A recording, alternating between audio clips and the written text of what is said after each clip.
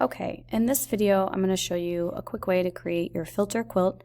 This is how mine turned out at the end, but I'm going to take us all the way back to the beginning with going back in my history, which I have up here, window, history, showing. So I'm going to go all the way back to how I open this. I'm going to have you use your rectangular marquee tool right here to basically select an area. And you'll notice on your notes that I have you working, either 3 across or 4 across. I want you to do 12 different changes here. So for this first one, I'm going to go up to filters and I'm going to do something that I know changes a major difference, for example, render difference clouds. Okay. And then on my notes, I would mark down, that I used filter, render difference clouds, and then I can go ahead and select another square to begin working, and I can choose another filter. You'll notice that some of these don't necessarily work. I actually had some issues with lighting effects, for example. So really for the next project we're going to be doing some modifications to our images where we simplify them.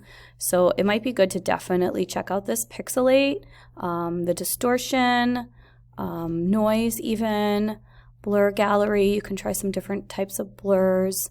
For the stylize, you can even try some of these, like from Boss. Some of the filters will have, and actually many of them will have different options where you can change kind of the strength or the angle, what have you, of the filter.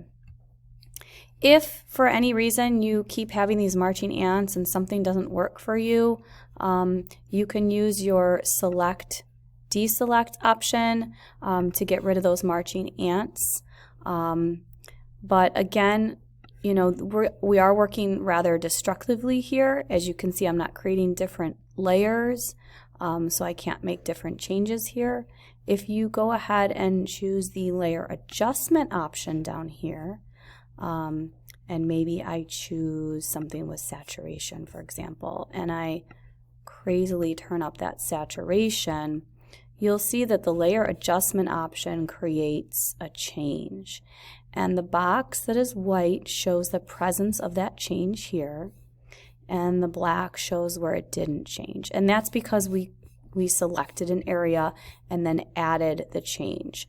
So you could even use these adjustment options, these fill or adjustment layer options here, but just be careful that you select back on your background to do the changes, because if you go here and you try to make changes, it's going to make changes on this fake layer. So that's just one way around it. So go ahead and continue to use your rectangular marquee.